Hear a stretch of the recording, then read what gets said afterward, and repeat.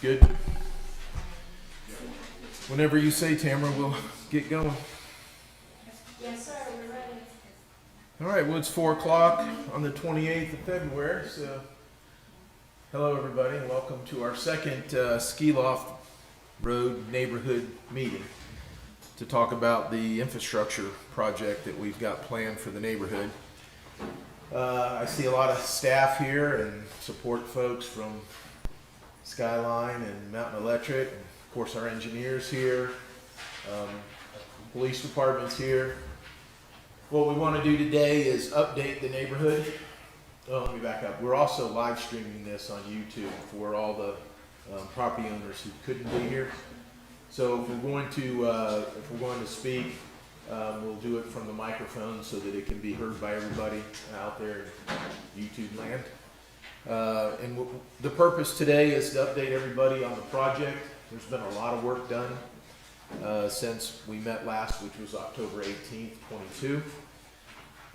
And we want to talk about some of the final design, how we're going to move forward, and what our two paths of opportunities are in making this complex project come together. So to review the project with everybody, the plan is to remove and replace all infrastructure. That means water, sewer, electric, telephone, cable, the roadway, the drainage, pretty much everything in the public right-of-way is going to be removed and replaced with new. The purpose is because everything there is falling apart. It's either failing, it's in temporary status, or it's going to fail, hopefully not before we get this project taken care of. We're going to add additional drainage, stormwater drainage to the project. If you're familiar with Skiloft, the stormwater drainage is almost non-existent. So the plan is to improve the stormwater drainage, both with culverts and some curb and gutter, actually not curb, valley gutter, and move some of the water that comes down that hill off to the side and off the mountain. We will need some utility easements from some of the property owners to make that drainage piece happen. We need to cross some private property with culverts, and we'll be reaching out to those individuals as we go forward. Those will be separate as the project completes. Not as it completes, but as we get the paperwork in place. We're going to rebuild and replace the entire roadway. So the project, everyone knows Skiloft Road. It's a curvy, narrow in places, dead-end road at the top. There's no access other than that from the bottom, and it's narrow in some spaces. So the excavation that's going to be required to pull out all the water, sewer, electrical, communications is basically the width of the roadway. So the roadway will be removed in its entirety. The infrastructure will be put in place, and a new roadway will be constructed. That's the sub-base compaction. It will be a wider, in many areas, road that meets town standards. To do that, what we plan to do is hire one contractor to be responsible for the entire job, and that contractor will be required to dig up the roadway, take out the infrastructure that's there, put in new water and sewer for the town, lay conduit for Mountain Electric, communications, telephone and cable, and then rebuild the road, backfill it. And then, of course, Mountain Electric and the communication folks will come in and make their connections. We mentioned this in October, but I'll mention it again. There's a number of meter bases, electrical meter bases that belong to the homeowner. And those meter bases have reached end of life, and many of those will need to be replaced. And currently that is proposed to be at the cost of the homeowner. Although depending on how this progresses, and we get some cost information, we may be able to build that into the project. our goal, the town's goal, is to build this project at no out-of-pocket cost for the property owner. We understand there's going to be inconvenience. We understand there's going to be some loss of rental revenue, which is why we're scheduling it when we are. But no, you won't have to write the town or the contractor a check for us to complete this project, if we can do it with cooperation of all the property owners. The timeline has been finalized. We've met with 2 qualified contractors that are willing to bid on this project. Benji spent quite a bit of time with the contractors. Can they do this job in what time frame? And it's a fairly large, complex project, as you might assume. And we've got 2 contractors that say that it can be done, and they're willing to bid on the job with the conditions that we'll set forth. The timeline is 180 days. Our plan is to commence April 1st, 2024, and be substantially complete, meaning utilities will be back on and the roadway will be accessible, won't be final completion by September 30th of 2024. And the reason we've chose that for, well, a number of reasons. One, it doesn't impact the ski season. That neighborhood is predominantly rental properties that make most of their rental income during ski season. It's also harder to dig when there's a couple feet of snow on the road. But we thought the best way to do this would be to hit it as hard as we can as soon as the resort closes, and continue through the project until it's substantially complete. To that end, we've got funding for this project, and there's 2 paths. And Kate, you'll have to make sure that I'm soft enough on the second path. We have 2 paths. We have some grant funding that will pay for this project in its entirety for the property owner. That means this grant will pay for all of the infrastructure work. More importantly, there are 21 properties that have private property encroachments. In other words, there's rock walls, there's steps, and there's encroachments, private property encroachments that are in the public right-of-way that have to be relocated.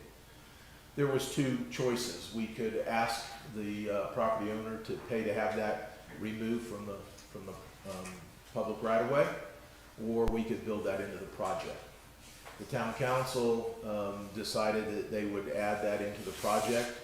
If we have cooperation from the property owners, if you are one of the 21 that has an encroachment, we'll put that into the project and pay to relocate the rock wall or the steps or something out of the public right-of-way. In addition to that, if you are one of the 21 that have those encroachments, some of those will have to be improved, because if you've been up there and seen some of the stuff, it can't be just relocated. It'll have to be replaced or improved. And this project is prepared to pay for that cost as well. There's a nut. Well, let's not do the negative just yet.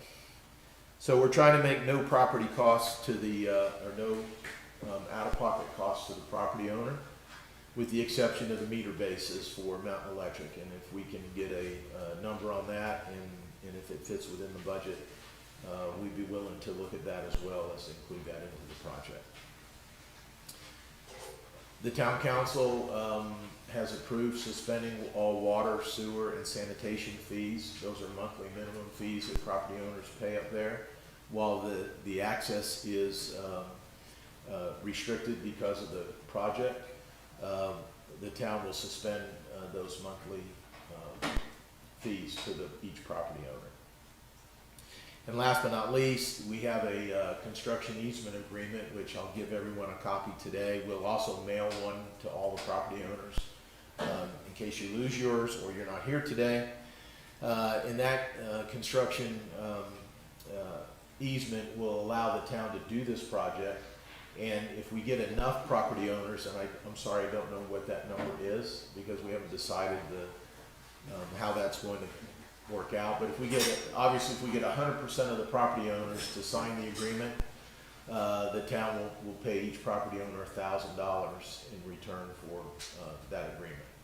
If we don't get enough to make the project feasible, then that $1,000 payment won't be made. So if you're the first one to sign and the only one to sign, you won't get the $1,000. If all property owners sign, then everyone will get the $1,000 per property owner, per property.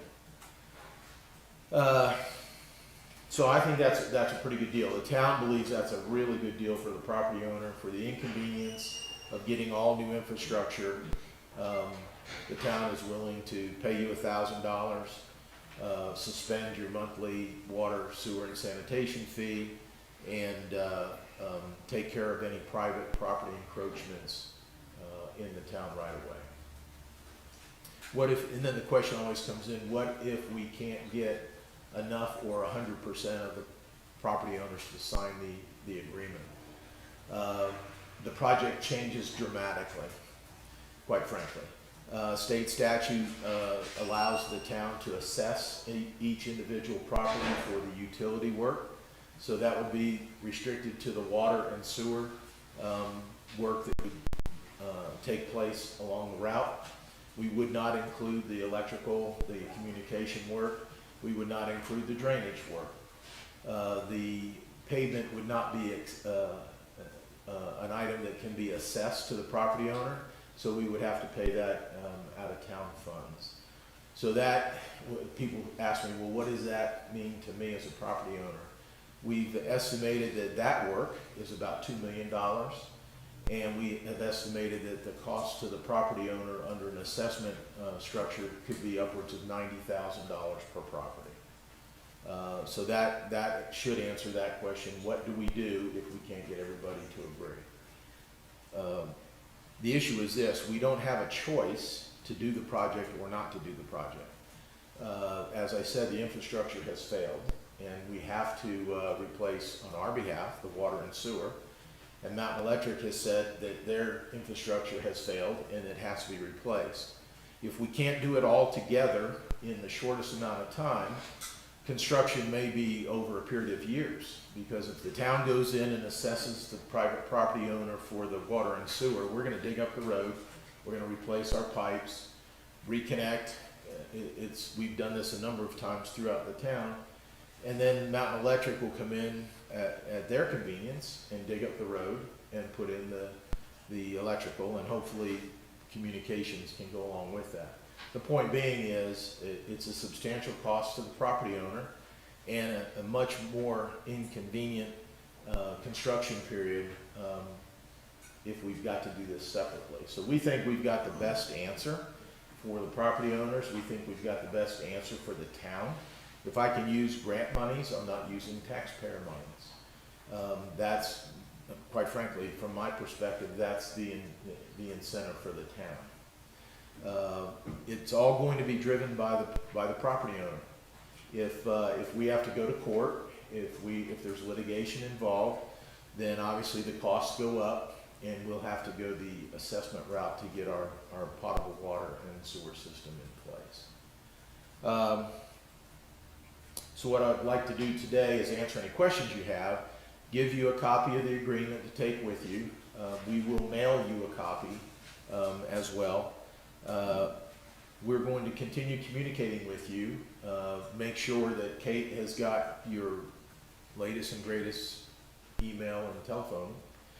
And we need to communicate over the next 45 days, because the town needs an answer by August 15th. I'm sorry, April 15th. See, I'm moving ahead already. April 15th. That's when we have some deadlines with our grant. We've got to get the engineer, we've got to decide which track we're going to go so the engineer can get the state permit, and we need to bid it and get under construction this time next year, well, in 13 months. If that's not enough time for you to review it or have your council look at it, you need to let me know pretty soon. But that's pretty much the schedule that we're on. Is about 45 days from now, the town needs to make a decision on which track we're going to take. We've got some Some frequently asked questions. Many of the property owners have been emailing us questions, specific questions on the project. I'll just go through these real quickly and then I'll hand them out to you. There was some talk about splitting this project into 2 3-month periods over 2 years, so there would be less of an impact to the homeowner. The scope of the project doesn't allow that. If you recall, we're going to start at one end and literally turn off the power, disconnect the water for the entire scope, tear it out, put in new, and reconnect it. So we can't start and stop. Once we start the project, we've got to complete it. There was question about having to pay to rebuild the rock structures at the edge of the right-of-way. Again, I think I've answered that. If we go the grant process, we'll include those in the cost of the project. If we have to go the assessment, it will be up to the property owner to remove those impediments. There was question about water flowing down the road from beach top and directed into some type of gutters. Yes, the stormwater drainage will be vastly improved with the valley gutters, better pavement, better sheeting of the water, and as importantly, some culverts that we'll have to put in to move the water away from the neighborhood. There was a question, will we be required to pay occupancy tax or property taxes while we aren't able to use our homes? Well, no occupancy tax because there won't be anybody renting, so that's good news if you look at it that way. Property taxes are required. It's by state statute, so we can't waive those. I answered this, will we still pay water and sewer fees while we are not able to use our homes? No, the town council decided to waive those fees. We'll be able to check on our properties while the project is going on. We are concerned about severe weather, leaks, or other damage that might need to be addressed while we're not there. The answer is yes. The project will allow foot access. In addition, the police department has developed a plan for patrolling the area.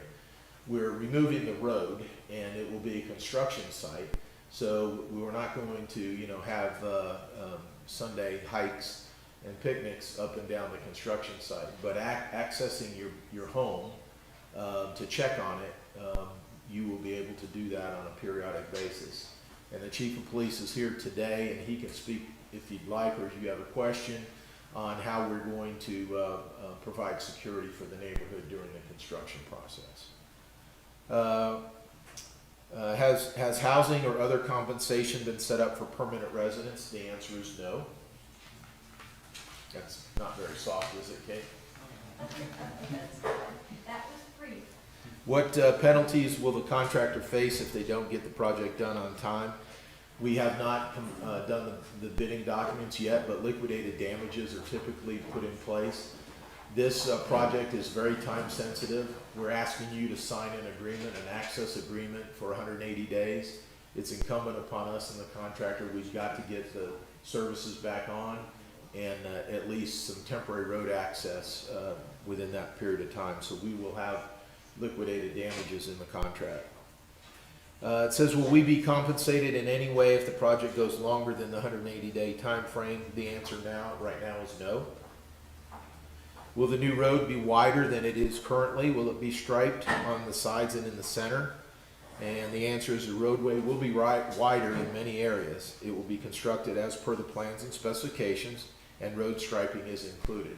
That's not to say there'll be a line on each side and in the middle. I'm not sure that has been decided yet, or road reflectors, but that would be a road for road reflectors for sure. Will existing driveways be repaired? And if the answer is damage to existing driveways at the connection to the new roadway will be repaired at the project's cost. Will residents need to do anything special in their homes to shut off power, spectrum, internet, and water? The answer is those decisions will be made as we get closer to April 1st, 2024. Each utility provider will have directions for customers. So obviously it's different if you're, electric or sewer. I'll take those two ends of the spectrum. Will new utilities be extended all the way up to Beach Top Road? Will the road be repaired by town or contractor? and this is a kind of ambiguous question, but new utilities will be extended to the beach top community. The road will be patched as part of the project. A new private road is not part of the project.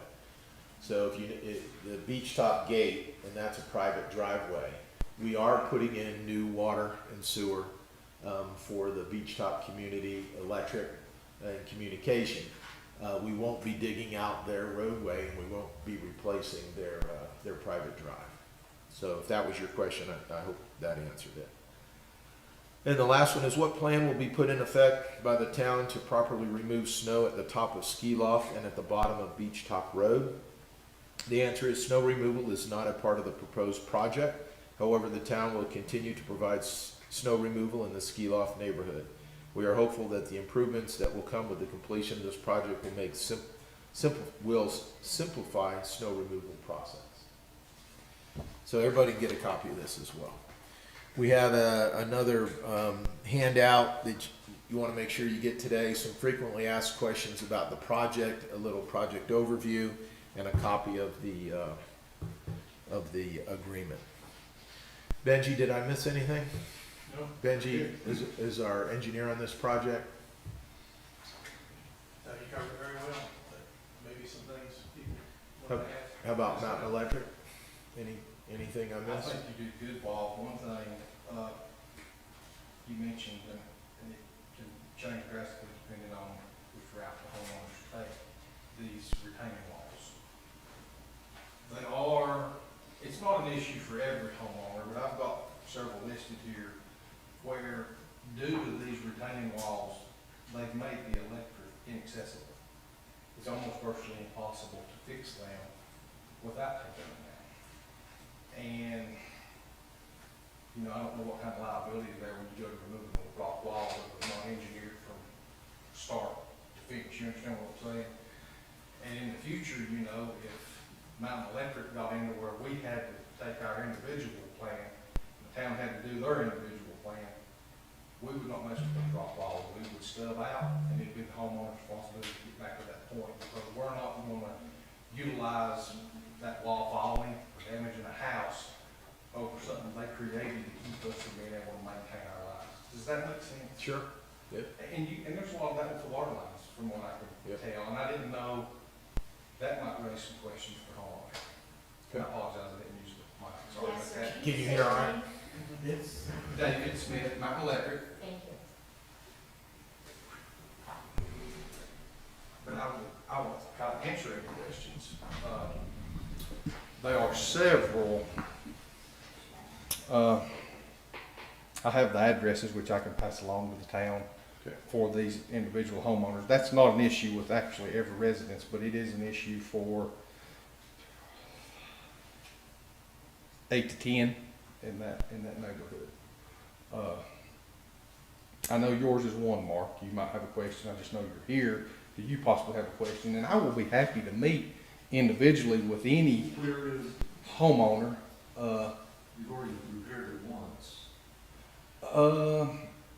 They may have fixed a splice or partially repaired, but it still has the potential to go bad. It's not a complete repair from the transformer all the way to the meter base. I think it's just spliced.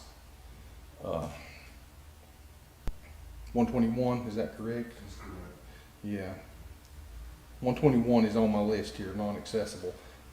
But I'll be more than happy to meet privately or individually with each homeowner and explain to them what I'm talking about. Sure. You know, Does Benji have that list? I'm going to get it to Benji. Okay. One thing is, due to, for example, we have one transformer up there that's nearly in the roadway, and it's kind of almost buried due to the wall that's been built around it. That transformer actually has to be relocated. So the problem is, everything that feeds out of that transformer will have to be rerouted to the new location, if that makes sense. And a couple of those are off these big walls that's been built, and it will be very difficult to do without removing the walls, probably. And I'll be more than happy to walk through it with anybody. That's our main concern. Benji needs to have that list. Okay. Another thing that come up was the old meter bases that pretty well have lived their lifespan. They may not have caused problems, but it won't be many years. There will be bad connections, corrosion, rust. I have a list of those. It's about half and half. There's been several that's been upgraded over the years. My list shows about 19, 20-ish. Our cost on a 200 amp meter base is about $60. Mountain Electric's willing to order these and incur that cost, even though it is homeowner equipment. We can do that, but the town or the homeowners would have to either get together to hire the electricians. We can redo it from the transformer to the meter base. You know, this contractor's gonna put our conduit in per spec. We're gonna pull the wire and make that load side or that line side connection. The load side connection, because some of these will have to be raised up, spliced, will have to be made by a licensed electrician and then inspected through the town inspector. There will be some costs there. And if the homeowners or the town's willing to incur that, we will cover the cost of the meter bases.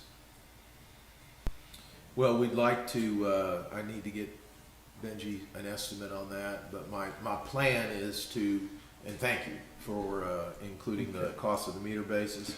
My plan is to hire one electrical contractor to do them all and build it into the project.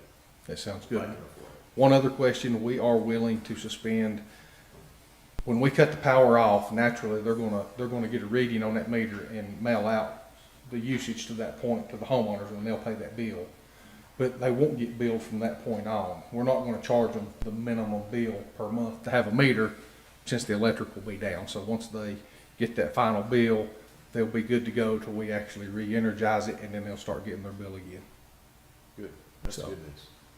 Any other questions? Any questions for Mountain Electric? And I'll need you to come up to the microphone. You're good?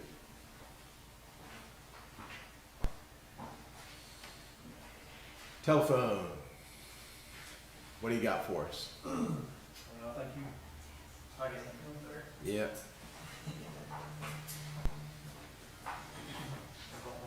Tell us what improvements you're gonna make. Skyline is facilities is has went to their lifespan. As many of you know, just like Mountain Electric, it's a hard area to get back to reinforce or anything.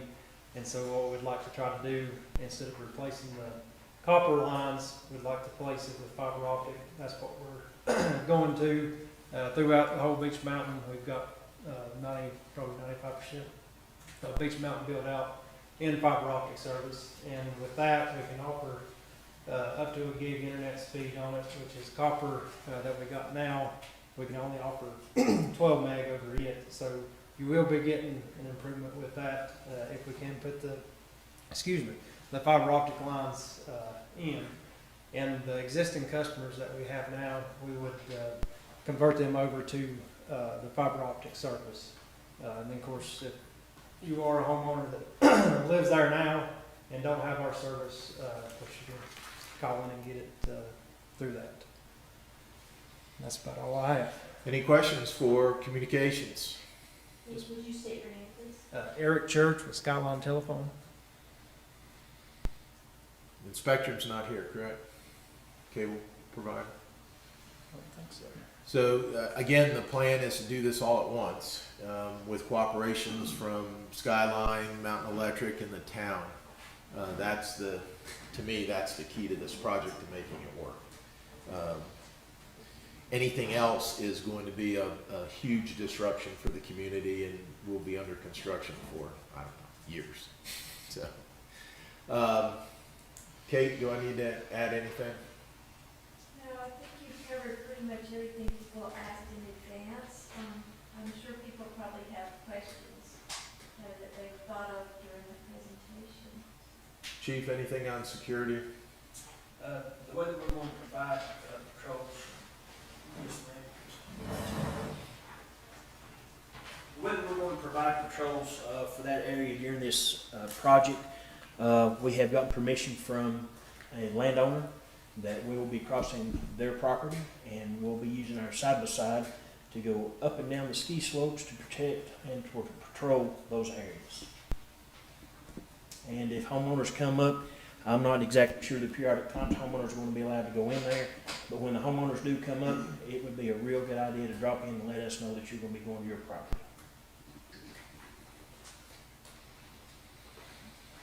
Daniel, anything to add to the discussion No.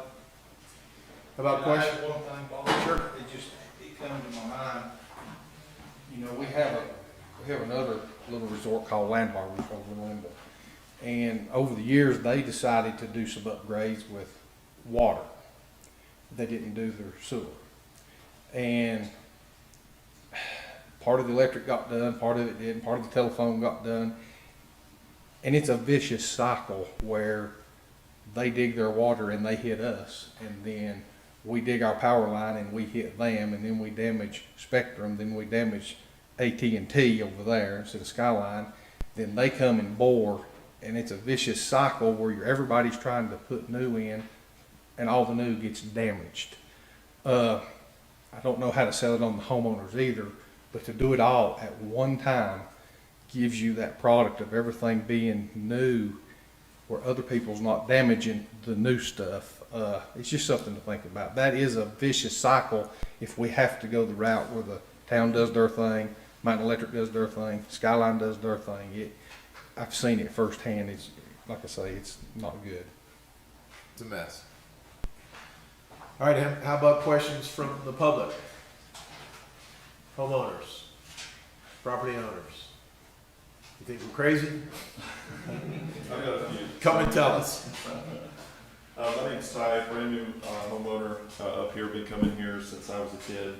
Always had a dream of having a house up here, and it looks like it may finally happen. And then I'm brought into this situation 2 weeks before closing to say, oh, by the way, you can't use your home for 6 months. So anyhow, I've already asked a lot of questions. A lot of questions have been answered through emails and phone conversations, whatever. Ironically enough, I'm involved in a similar situation at my personal residence right now. So I guess the question that I have for somebody, you may be able to answer it now, you may not. But we were given a proposal similar to this, where it was going to take a certain amount of time, that we were going to, have 2 driveways to my home. One was going to be inaccessible, etc. And the city kind of got together and said, we need something to happen a little bit quicker. Like, this is just taking too long for us. And the town council said, well, this is what we've been estimated or projection. Everybody kept pushing back. This is pre me buying the home as this is going on. And so they got an outside company, I think from Michigan, to come down, and they have now quoted us like a 4-week turnaround. That was going to be an 11-month turnaround. So the cost went up by $1.5 million, $2 million or something. But I guess my question here is, how confident are we that we can't get the job done quicker than 6 months by other resources around the country that have, I guess, better ability to handle this on a quicker basis? Benji, And the only reason I'm asking that is because we've obviously seen it done in our area. I'm going to defer to you on that one, Benji. I wanted 90 days.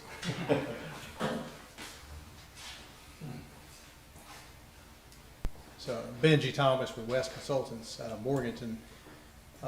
So that's a very good question, and we've certainly had those discussions among the staff, and like Bob mentioned earlier, we've talked to 2 contractors that are they are local contractors, and we of course realize there's contractors all across the country. I wouldn't deny it's not possible to do it faster, and we believe it will be faster than 180 days. That's the window we want to provide, and to be able to get contractors to bid on it. Most contractors are so busy these days, materials are scarce.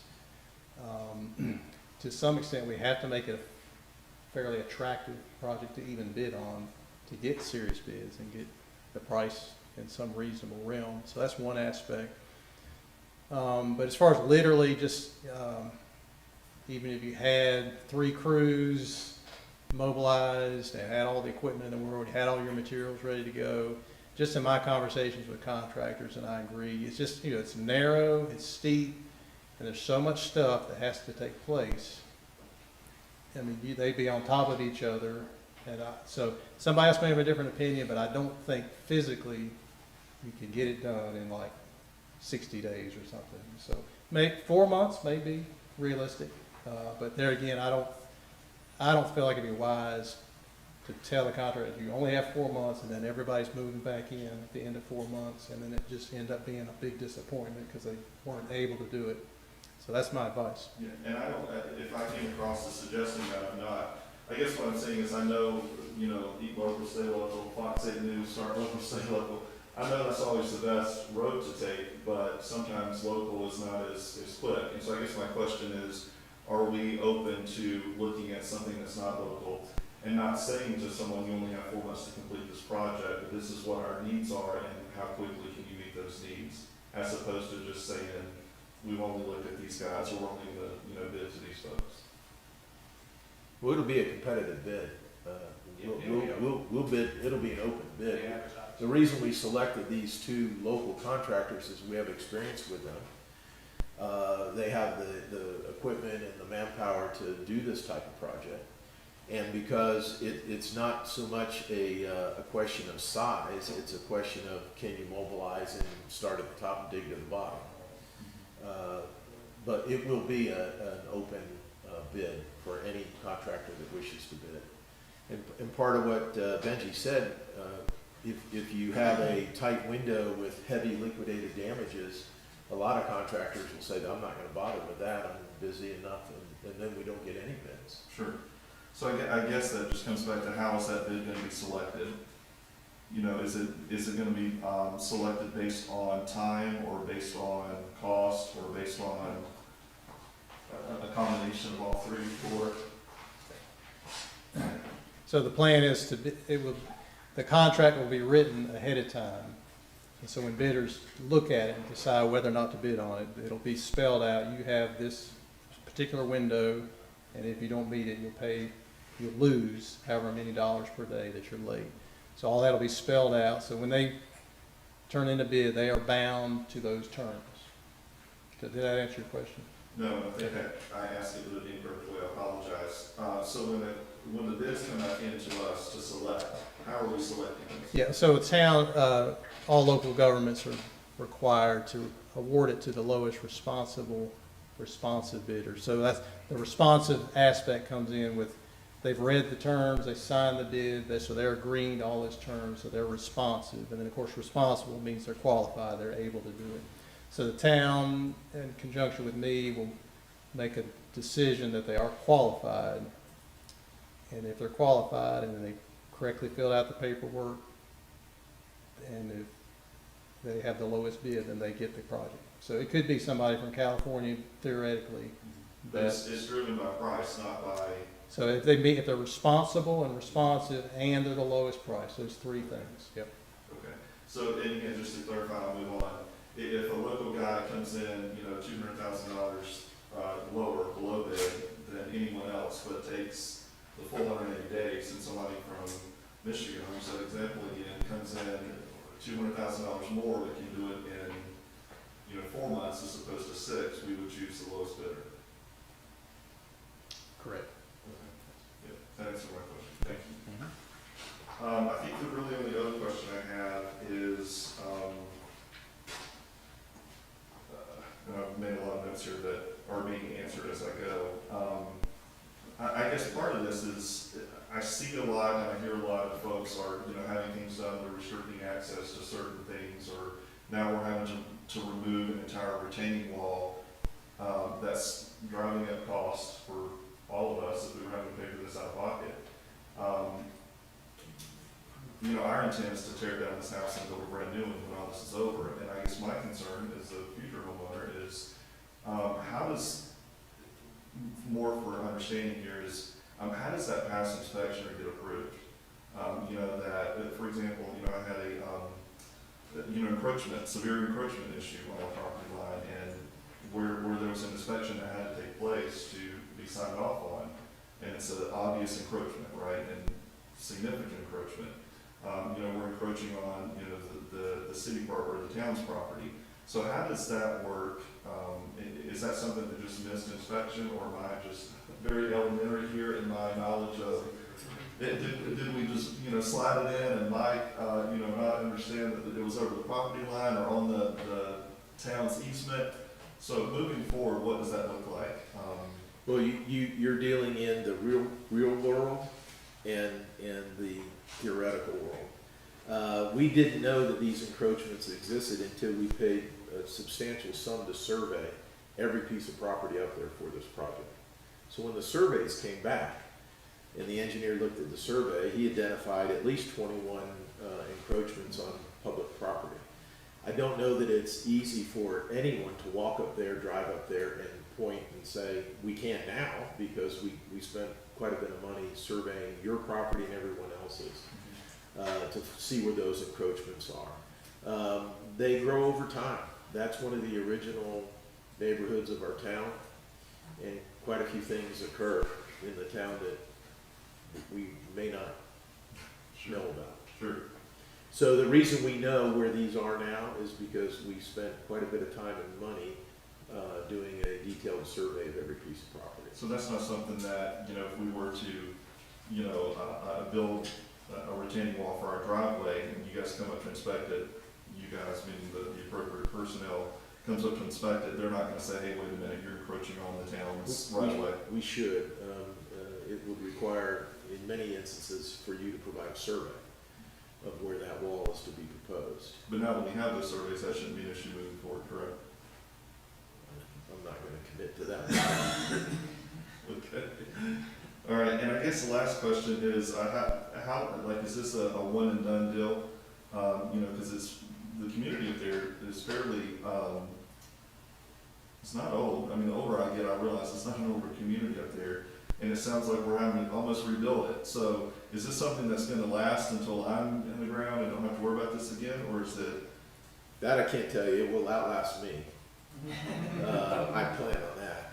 It is an old community up there. It is older. We have these issues all over town. We've been replacing water and sewer infrastructure and putting roads back in place for the last 4, 5, 6 years.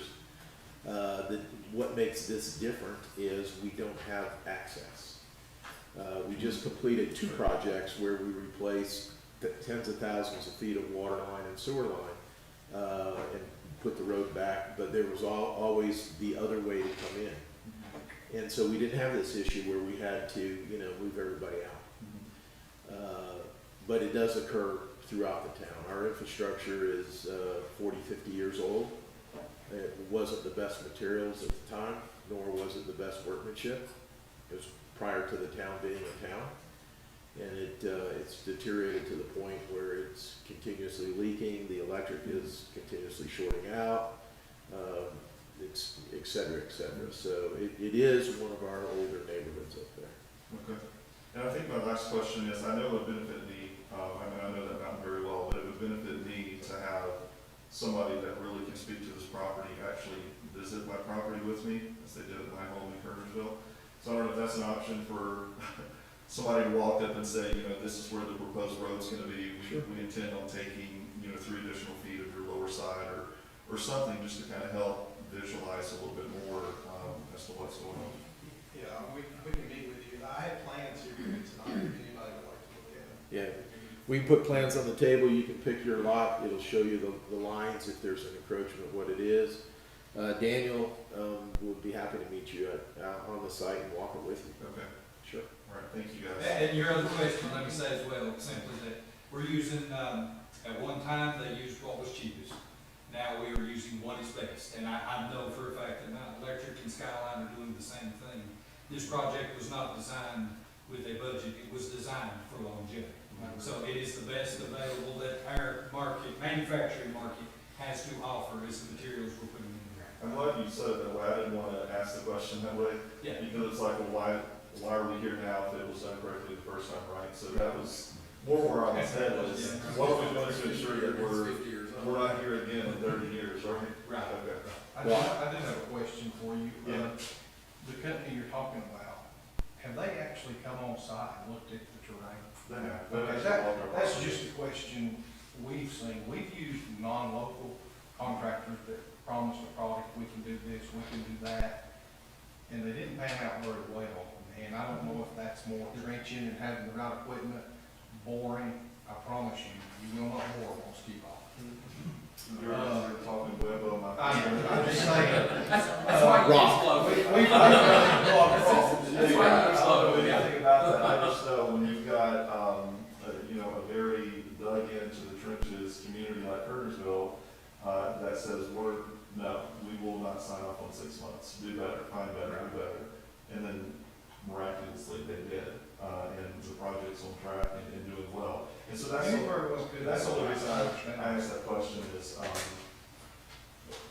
what do those options look like? And to go deeper into that, I would have no idea what they're doing, I just know how I'm affected. I understand. As soon as you start tearing your house down, you're going to get a local person. Yeah, no, we told Tucker, we want him to do our house up there if he will. Yeah, you brought me into it. Tamara, you need something? Hey, can you say your name besides Ty, T-Y, Cannon, C-A-N. Cannon, thank you, okay. Any other questions? Concerns? Comments? I would just like to say, we do have the sheet to put your name and email and address, and also the current mailing address you want things to go to. You know, the different departments have all gotten together and given information, what they had available for email addresses and mailing addresses, but we may not have exactly where you prefer to have your information come. And we do want to keep in touch with everybody as this So before you leave, pick up 3 documents here, and Kate's contact information is on this one. She's my point of contact. So you can obviously call myself or Daniel. We've been fielding a lot of calls, but it's going to go to Kate. So you might as well just circumvent the delay or me losing the note and going to Kate. Take a copy of the agreement. Take a look at it. Have your attorney look at it if you need to. We're going to mail you a copy. As I said, we'll mail you a certified copy so that we have proof that we did. We need to make sure we have the right address you want us to mail it to. And Kate will take care of that. And then we're a phone call away. So if you leave here today, or somebody online has got questions that they haven't been answered, give Kate a call, and we'll find you the answer. And then we'll be waiting until the 15th of April, and we'll see what the return is from the neighborhood, what the interest is on the neighborhood, and if it's something that we can partner with the neighborhood to do. We think we've got a fairly good solution to this problem, and we'll move forward. Anything else? Bob, can you sign it now? Yeah, sure. Okay. Any other questions? Benji, we're gonna put the plans up here, so come on up and look at your piece of property if you'd like, and see what we've got, what the plans are, and please don't hesitate to give us a call with any questions you have. Even if you hear something that sounds different than what you were told today, rumor control is difficult to control. Give us a call. Kate can get the answer if she doesn't have it, and we'll get you what you need to make an informed decision. And again, thank you for coming today, and thank the folks that are online, and we'll go from there. Benji, you want to spread those out?